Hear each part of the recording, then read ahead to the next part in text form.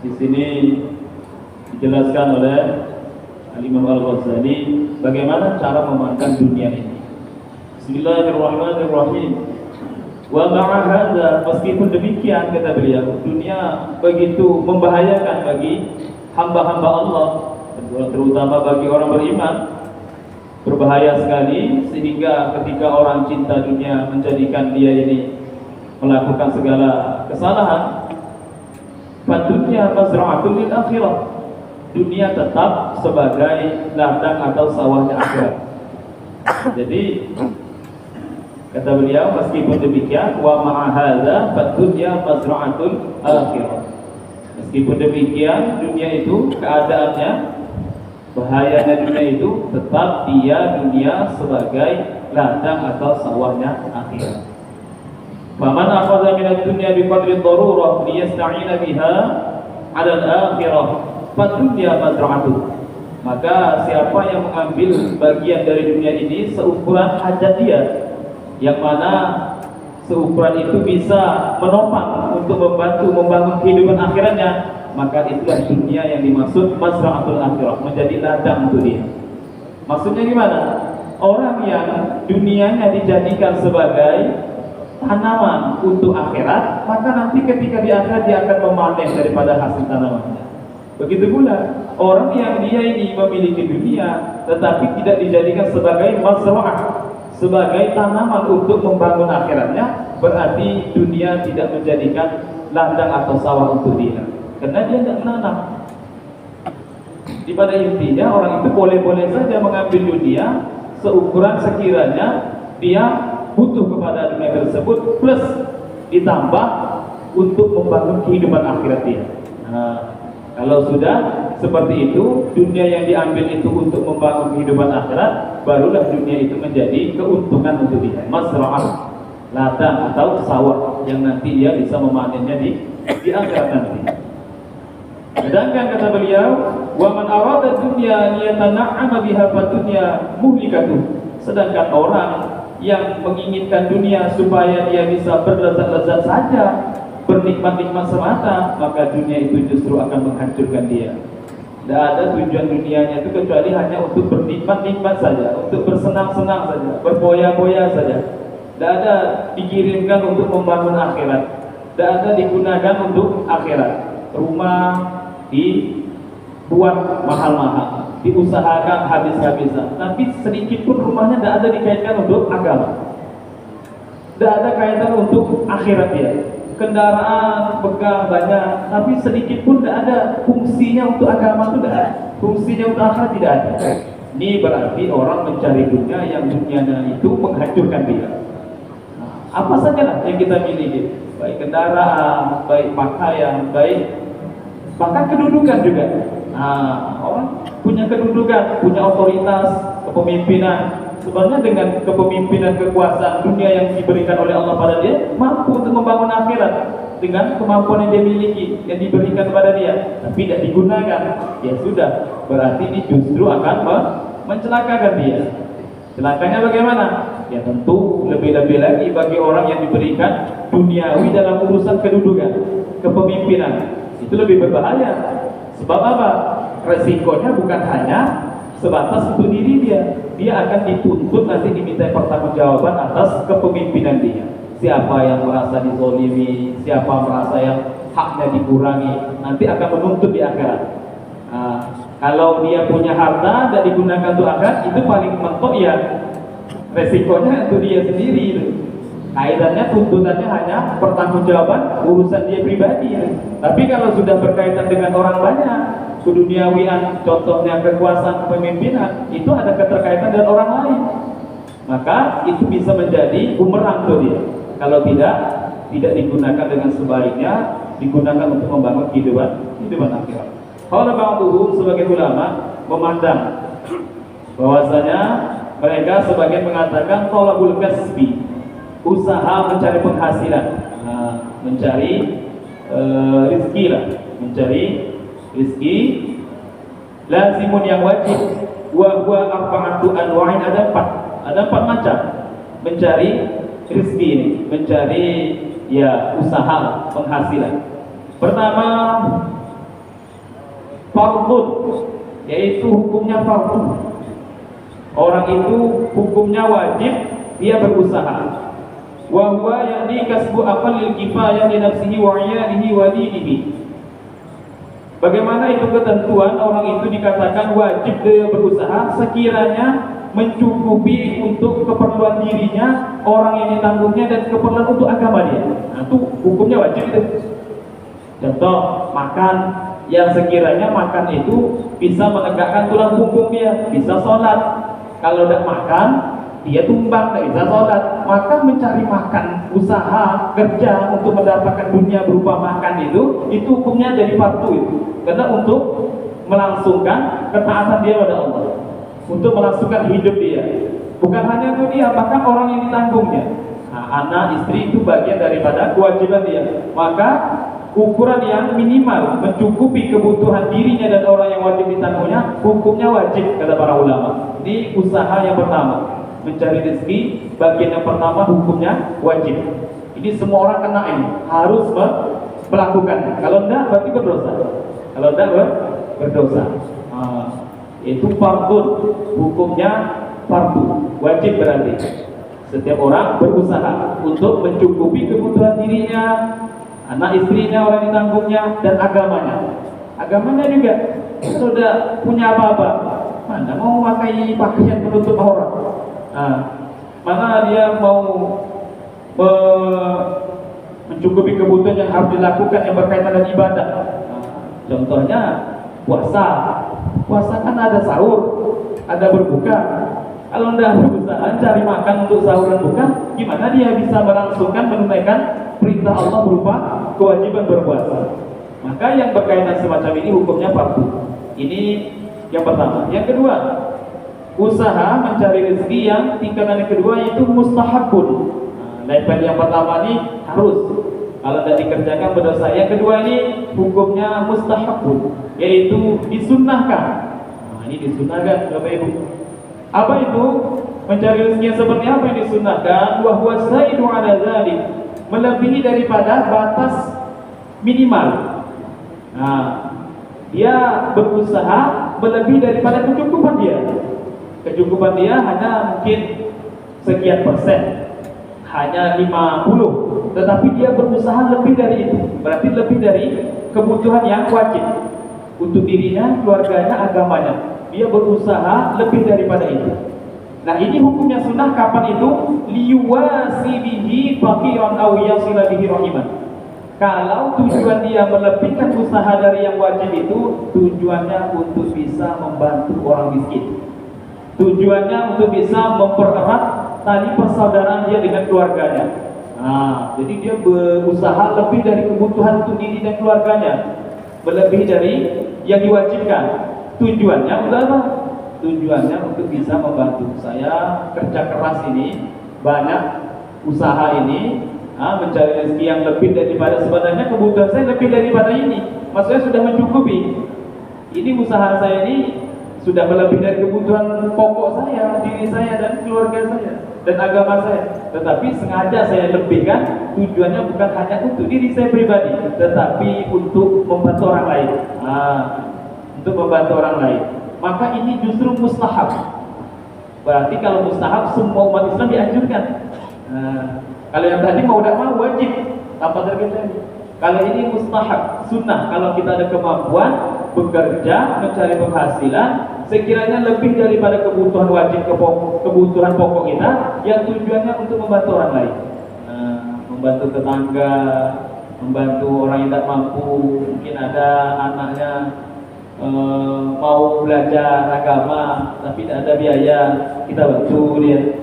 Atau apalah, orang-orang yang dia terlilit dengan utang sehingga ekonominya itu jatuh, maka dibantu. Itu bagian kesunahan. Jadi punya duit tujuannya untuk bantu orang.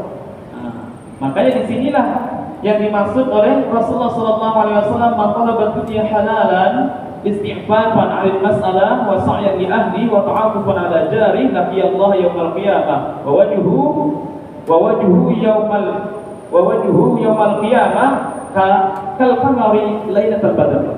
siapa yang berusaha mencari rezeki halal, tujuannya untuk menjaga diri supaya tidak minta-minta, kemudian berusaha mencari rezeki yang halal supaya dia ini mencukupi kebutuhan istrinya, plus dia berusaha banyak hasil pekerjaan dia itu tujuannya untuk bisa berbagi dengan tetangga dia. Maka orang seperti ini, sabda Nabi, kalau di akhirat pada orang masa itu kebingungan, maka dia punya ciri khas. Orang semacam ini kalau tujuan kerjanya seperti ini, maka dia akan menemui Allah dalam keadaan wajahnya itu bersinar seperti rembulan di malam purnama, bercahaya, indah sekali wajahnya.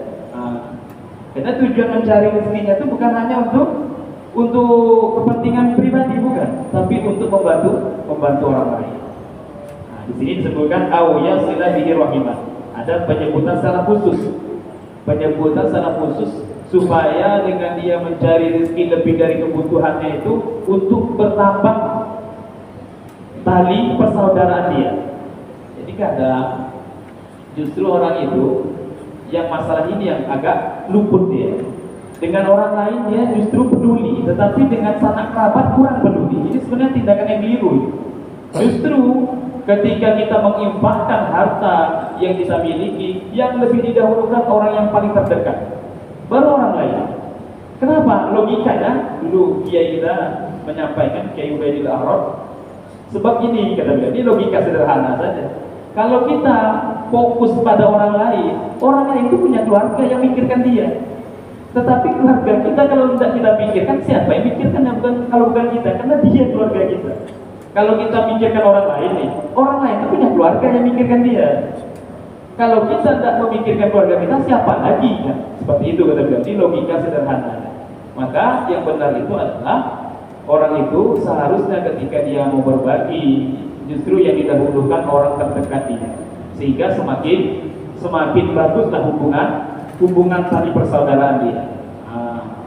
Dan kita kalau dekat orang dekat kadang malas, namun juga kadang ya serba salah juga sih. Orang terdekat ini kadang kebablasan gitu. Kebablasan itu maksudnya apa? Mentang-mentang keluarga, kadang itu tidak mikir lagi gitu. Pikirannya cuma dia aja ditanggung gitu. Tidak peduli, pokoknya pinjam aja, utang aja. Karena tidak mikir lagi, seharusnya tetap harus kondisional juga gitu. Tapi kalau kita punya kelebihan, tetap diusahakan lebih kepada kerabat. Imam Jalaluddin As-Suyuti, Bapak Ibu dirahmati Allah, itu menyebutkan ada tingkatan dalam pahala sedekah, kata beliau. Pahala sedekah itu ada 5 tingkatan. Ada 5. Pertama, sedekah kepada orang yang sehat. Berbagi kepada orang yang sehat, orangnya sehat, ya, miskin tapi sehat.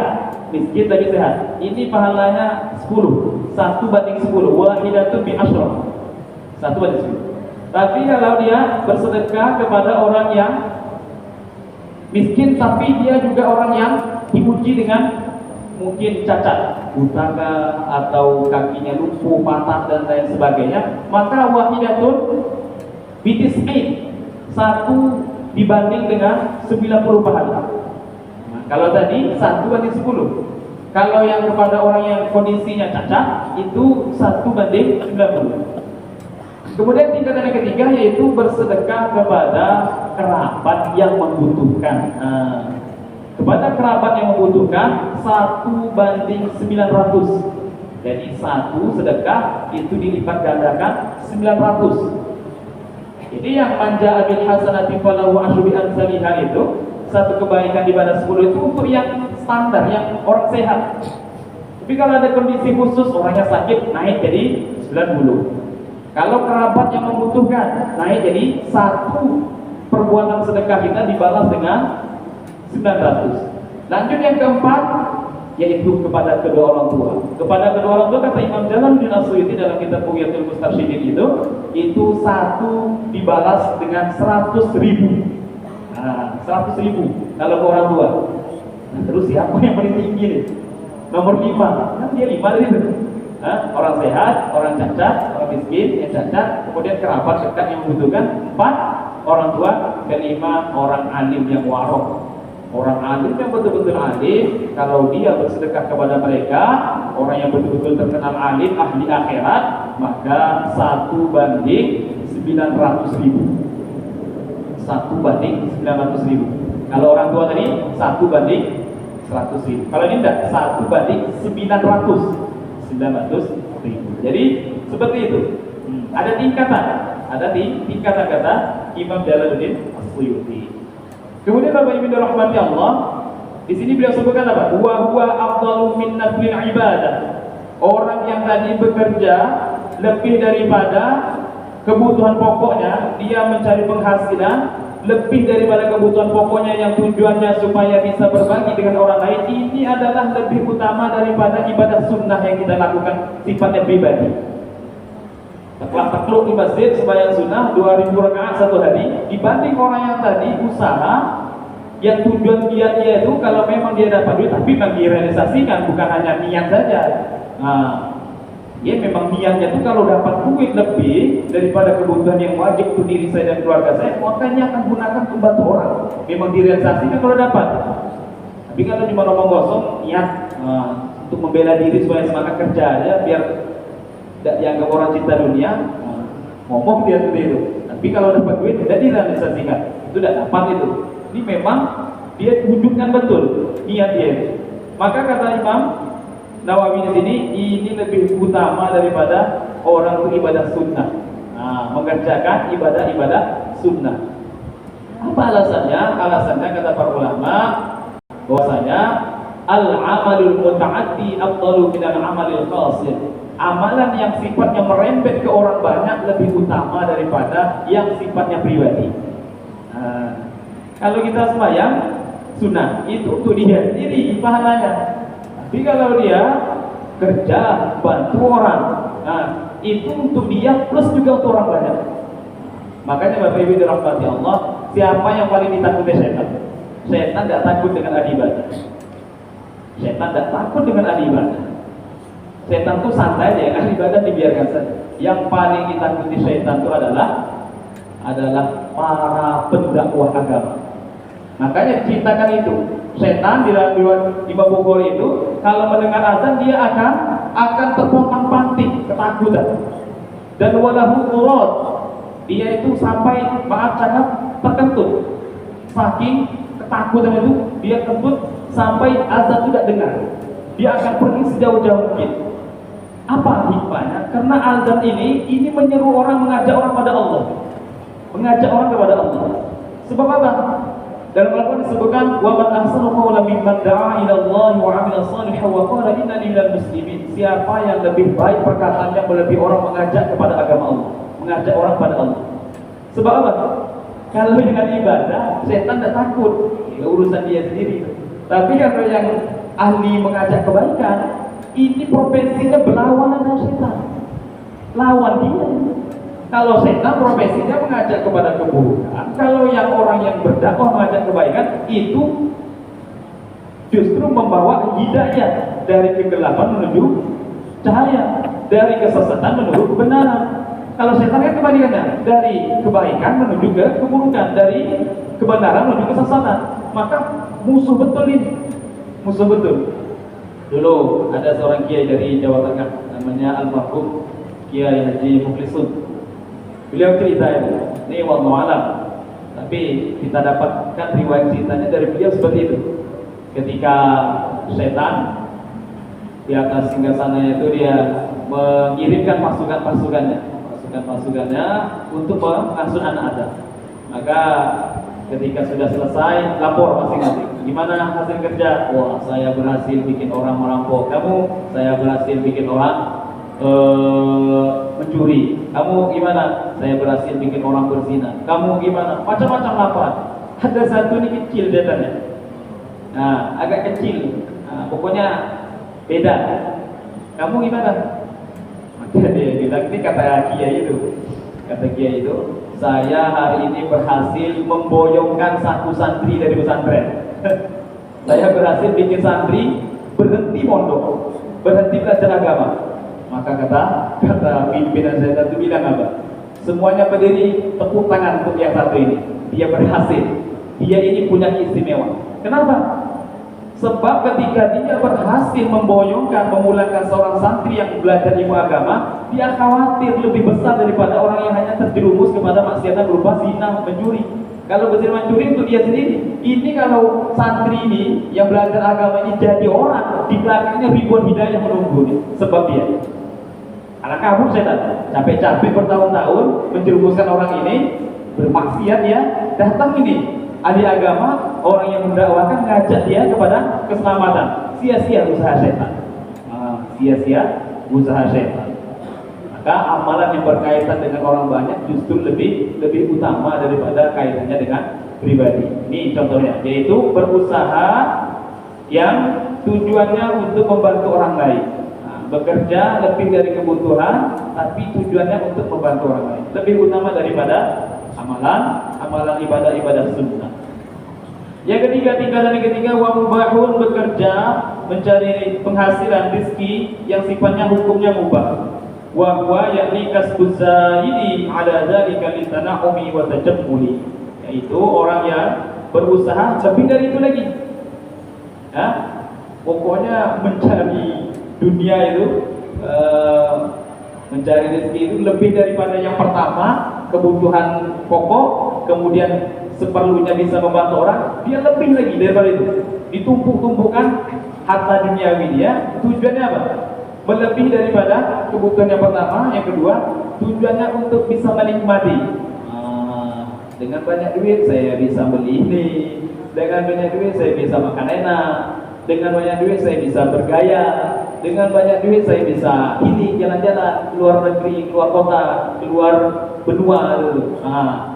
Tapi tujuannya cuma itu. Ini sifatnya hanya mubah. Mubah. Tidak masalah Bapak Ibu sekalian. Orang itu pengennya berpenampilan baik, kemudian berpakaian bagus, rapi. Itu kan perlu biaya. Maka ada seorang sahabat tanya, ya Rasulullah, bagaimana ini? Inna rajula yuhibbu an yakuna thawbuhu hasana wa na'luhu hasana. Ada orang itu, dia bilang diri sendiri sebenarnya. Ada orang itu, dia senang itu menggunakan pakaian-pakaian yang indah, itu senang gitu. Gimana ya Rasulullah? Bukan karena sombong, bukan. Pokoknya senang gitu. Berpenampilan elok itu dia suka sekali. Bajunya bagus, pakaiannya rapi, kendaraannya bagus. Cuman karena senang ya Rasulullah. Bagaimana? Maka Rasulullah justru mengatakan, Innallaha jamil yuhibbul jamal. Allah itu zat yang indah, cinta dengan yang indah-indah. Ini sifatnya mubah. Kalau cuma tujuannya untuk menikmati dunia saja, menikmati saja. Untuk berhias boleh, hukumnya mubah. Yang keempat terakhir, inilah yang diharamkan. Wa haramun, dan haram berusaha mencari rezeki yang halal. Yang dikatakan haram yang keempat, wa huwa kasbu ma amkana, dia berusaha sekemampuan dia sebisa mungkin untuk memperoleh dunia, litakatsuri wattafakuri, untuk berbanyak-banyakan duit, untuk berbanyak-banyak harta, untuk berbangga-banggaan, untuk sombong-sombongan. Ini haram sudah. Kalau ada tujuan dia seperti itu, mencari dunia untuk supaya bisa kalahkan kawannya, untuk biar kelihatan dia lebih banyak daripada kawannya, ini langsung jatuh haram. Inilah yang diancam oleh Rasulullah SAW. Man talaba dunya halalan, siapa mencari rezeki yang halal, tapi tujuannya lain, mukasiran, untuk banyak-banyakan, supaya kelihatan lebih mentereng, lebih kaya daripada orang lain.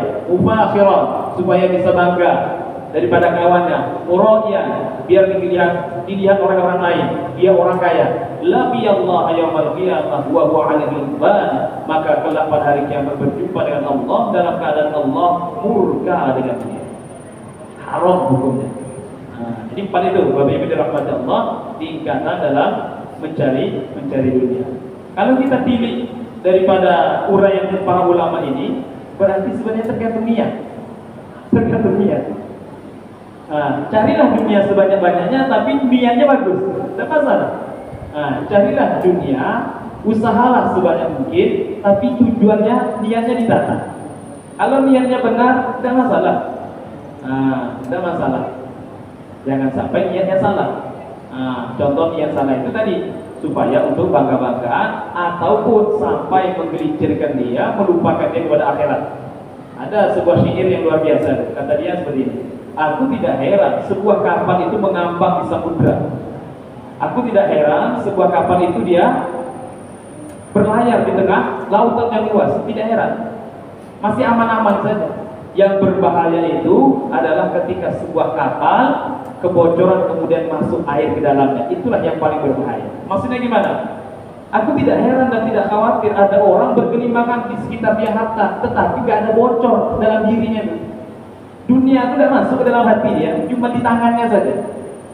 Yang bahaya, dia sudahlah bergelimbangan dengan harta, bocor itu perahunya, kolbunya, hatinya bocor, masuk ke dalam hatinya. Itu yang paling bahaya, bisa menenggelamkan dia. Tandanya orang yang kalau dia dalam hatinya sudah bocor masuk dunia, itu muncul keburukan-keburukan dan pelanggaran-pelanggaran. Lebih mengedepankan nafsu daripada ketaatan. Itu berarti sudah dunia sudah menghancurkan dia. Dunia masuk ke dalam dirinya. Seruan Allah lebih diakhirkan daripada usaha dia. Pekerjaan dia, kesibukan dia lebih dia prioritaskan daripada perintah Allah. Padahal kesibukan dia dunia. Ini perintah Allah.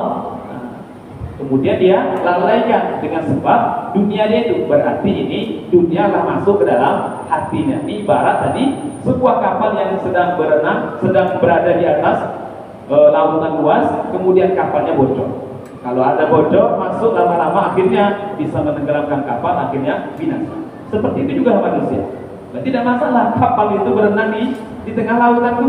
Seperti itulah. Lautan itu ibarat harta. Oh, banyak kelihatannya. Banyak kelihatannya. Ada lagi yang unik. Dulu Imam Syafi'i radhiyallahu anhu, beliau termasuk santri yang dari kecil miskin. Termasuk ini penyusun kitab ini. Itu hidupnya luar biasa miskinnya. Miskinnya itu sampai beliau ini yatim dari kecil. Sama, mirip dengan Imam Syafi'i, yatim karena ayah meninggal. Imam Ghazali ayah meninggal. Ini dari kecil memang ketika belajar agama itu hidupnya miskin. Imam Syafi'i itu miskin dari kecil, Imam Ghazali sama. Sampai Imam Ghazali itu masyhur itu ungkapan beliau, "Talabna al-ilma li ghairillah fa aba an yakuna illa lillah." Kami awal-awal, beliau punya adik namanya Ahmad, beliau namanya Muhammad. Kami itu awal-awal waktu masih kecil nuntut ilmu itu, masuk pesantren, belajar agama itu bukan karena Allah. Bukan karena Allah, tetapi karena mau cari makan di pondok. Sebab ayah beliau miskin, pemintal benang, ketika menjelang wafat wasiat kepada pamannya, ini anakku masih kecil, aku punya sedikit simpanan. Ini duit gunakanlah untuk belajar anakku. Kamu ajari dia. Inilah bekal yang aku titipkan. Maka diambil sama pamannya. Nah, ketika sudah meninggal, pamannya juga orang miskin. Duitnya itulah digunakan untuk memberi makan ini dua beradik ini. Nah, ketika sudah lama, karena pamannya juga orang yang tidak mampu, dibilang, "Wahai Muhammad, wahai Ahmad, ini bekal yang dititipkan ayahmu sudah habis. Aku juga orang miskin, tidak mampu untuk membiayai kalian berdua. Maka satu-satunya supaya kalian bisa makan plus juga belajar, masuk aja ke pesantren." Jadi tujuannya kalau masuk itu kan diberi makan sama kiai, sama yang punya pondok itu. Karena emang tidak mampu. Makanya kata beliau, kami itu masuk ke situ tuh belajar awal-awal itu bukan karena Allah, tetapi karena perut. Tetapi fa'aba ayyakuna illa lillah, ketika sudah belajar menjadi orang alim, ilmu yang didapat itu mendorong segala sesuatu itu harus karena Allah. Selepas dapat ilmu. Jadi kita gitu juga Bapak Ibu dirahmati Allah. Jangan langsung melepetnya tuh, pokoknya kalau tidak ada ikhlas langsung tidak mau amal. Itu keliru. Kita ini harus ada tangga gitu. Biasakan dulu. Saya tidak mau ke masjid belum ikhlas rasanya. Jangan. Walaupun belum merasa ikhlas, terus istiqomah kan. Nanti orang kalau sudah istiqomah dalam suatu amal, lama-lama keistiqomahan itu akan mendorong dia untuk ikhlas. Sama Imam Ghazali awal-awal nuntut ilmu dan ikhlas. Maksudnya bukan dari masalah. Awalnya itu karena kebutuhan perut, bukan karena memang desakan untuk ilmu. Tetapi terus istiqomah, ilmu sudah masuk dalam diri beliau. Akhirnya ilmu itu mencegah beliau apa-apa itu harus karena Allah. Nah, sama kita. Nah, sama Imam Syafi'i. Ini terkait masalah yang tadi, masalah dunia. Imam Syafi'i karena backgroundnya adalah latar belakang orang buta, itu beliau agak sanksi itu. Kalau ada ulama kok kaya itu beliau sanksi. Termasuk Imam Malik. Imam Malik guru dia. Nah, karena Imam Malik guru beliau kaya, Imam Malik itu melihat Imam Syafi'i ini kayak kurang suka. Ada ulama kok kaya. Maka kata Imam Malik, kamu pergi ke Kufa. Di sana ada muridnya Imam Abu Hanifah, namanya Muhammad bin Hasan Asy-Syaibani. Muhammad bin Hasan Asy-Syaibani ini termasuk salah satu ulama yang gemuk, badannya besar luar biasa. Maka kata Imam Syafi'i, ada dua yang aku ketahui. Orang itu gemuk besar tapi jadi orang alim. Satu Sayyidina Muawiyah bin Abi Sufyan, kedua ini Muhammad bin Hasan Asy-Syaibani. Biasanya kata beliau jarang orang gemuk alim kata beliau. Karena maksudnya apa? Kalau banyak makan kan malas kan udah tidak bisa belajar lagi. Nah, karena indikatornya gitu kata beliau.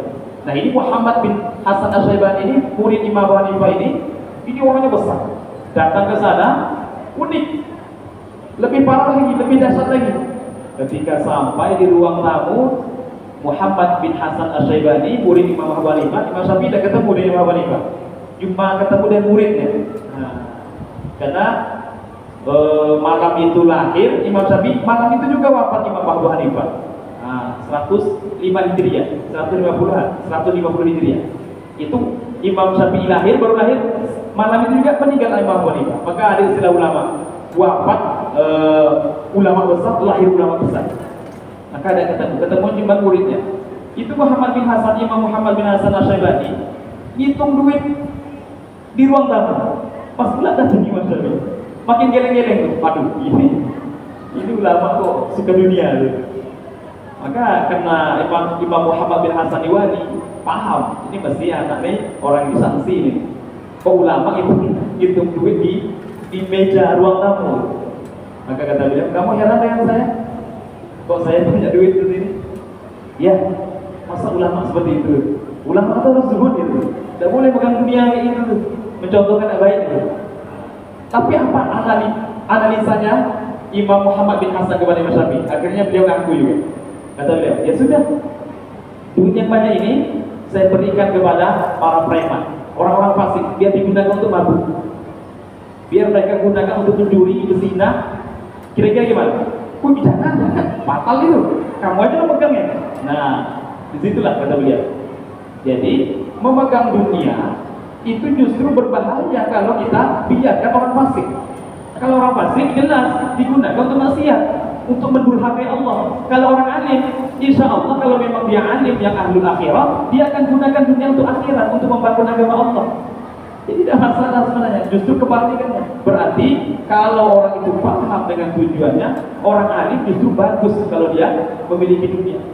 Nah, tapi dengan syarat tadi tujuannya diluruskan.